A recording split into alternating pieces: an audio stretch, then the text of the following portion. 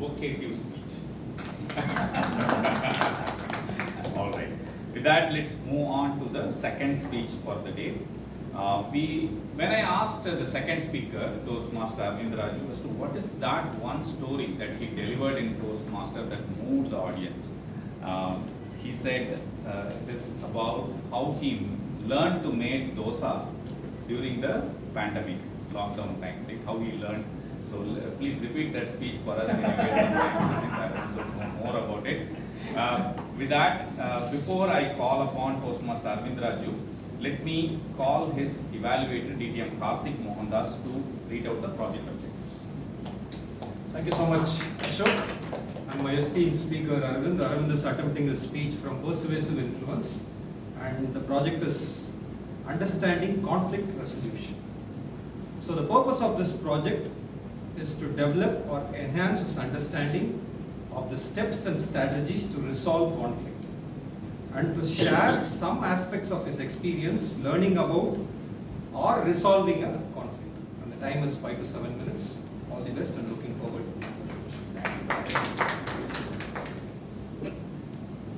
Speaker number 2, Toastmaster Arvindraju, Dance versus Maddie. Dance versus Maddie, Toastmaster Arvindraju. Arvindraja. Too many Rajus and Rajas. It was Monday morning, the kind where alarm feels personal, your coffee still is ineffective, and your motivation is still in bed. I was staring at the laptop. The caffeine has still to kick in.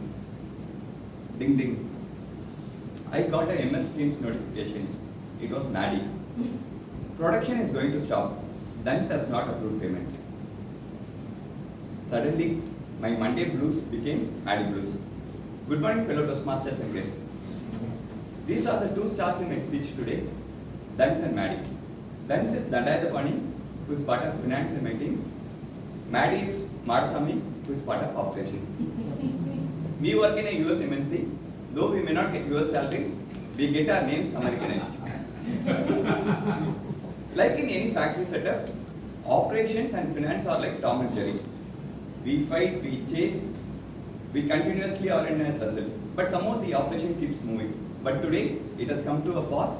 So it has come to me as a finance manager to pitch in.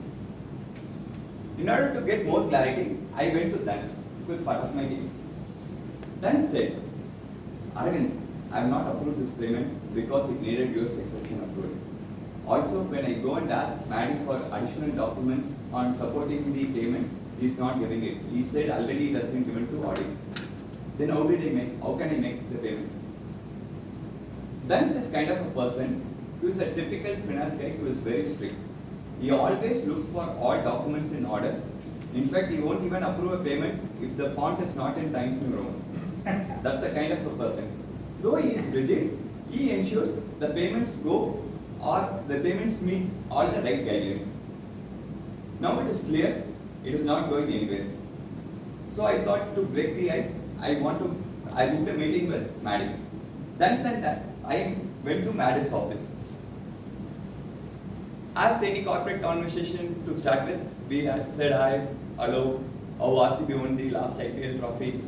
Then we started the speech about this payment. Maddie soon after got agitated. He said, Arvind, Dance is not approving any payment. For given a 50,000 payment, he is asking US exception approval. He is asking 3 emails, 2 spreadsheets, even he might ask me to give blood sample. And this is not the first time. We already gave tons of data to audit team. Still, Maddie is asking additional information. For even to blink, he is taking 5 days. Then how can we move the payments? I could empathize with Maddie.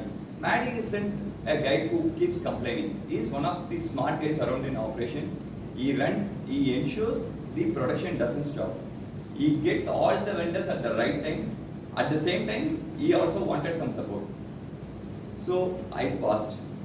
After deep breathing, I responded to Maddie. Maddie, I fully understand your pain. And it is not our intention to increase the documentation, but you also should understand the company is not in good financial shape as it used to be. Now, we have been asked to do a lot of additional checks and balances so that every payment is going through a process. This is something is new to us. But at the same time, I also understand you are paying and getting a lot of information. I also understand it becomes painful for the supplier to keep giving documents. We can do something like this. Since you are already giving documents to audit team, let us see if we can have a common checklist so that you can go to supplier and get everything together at same time. So that it also helps you, and we will also reduce the claim time from 5 days to 3 days. Maddie was waiting, then he nodded okay. Then smile, which is a rare sight.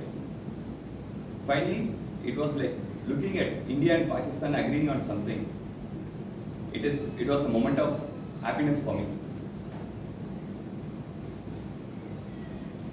Any conflict, I think conflicts are very common at a corporate workplace. Maybe I started using 3 effective tools to approach any conflict. Understand, negotiate, and empathize. Understanding, I think active listening is deeply underrated today. For example, in this case, Maddie doesn't look for process documents. He wanted to listen to him what he wanted. Negotiate. It is not about who is going to win. It is like trying to find a middle path where we could make use of the already available documents so that we can enable the operations to do it faster. Finally, empathize.